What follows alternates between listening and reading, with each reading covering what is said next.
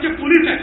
खरं म्हणजे या बीडीडी चाळीमध्ये राहणाऱ्या पोलिसांना त्यांचं घर मिळालं पाहिजे याकरता आमच्या गोपीनाथराव मुंडेंनी संघर्ष केला आहे आणि झेंडेजी ते आपल्याला द्यावंच लागेल, ते द्यावंच लागेल. आमच्या पोलिसांना वंचित ठेवताच येणार नाही.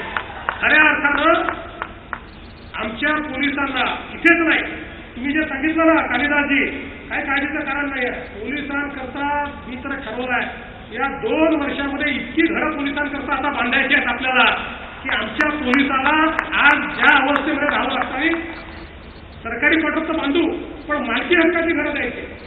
त्या पोलिसांना आपण इतके वर्ष 24 तास त्यांच्याकडनं ड्युटी घेतो. त्यांना घर नाही, दार नाही, काही नाही. ते बिचारे आपले केवळ काम आणि काम करत असतात.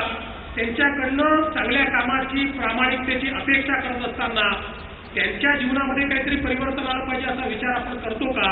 आणि म्हणून आता इतक्या मोठ्या प्रमाणात पोलीस गृहनिर्माणचं काम आपण हातामध्ये घेतलं आहे आणि हे घेत असताना पोलिसांना आता आपण प्रधानमंत्री आवास योजनेच्या अंतर्गत इन्क्लूड करून घेतलं आणि त्यासोबत आपलं जे पोलीस गृहनिर्माण मंडळ आहे ते पोलीस गृहनिर्माण मंडळ स्वतः कर्ज घेईल आणि ते कर्ज सबसिडीवर आपल्या पोलिसांना त्या ठिकाणी देईल.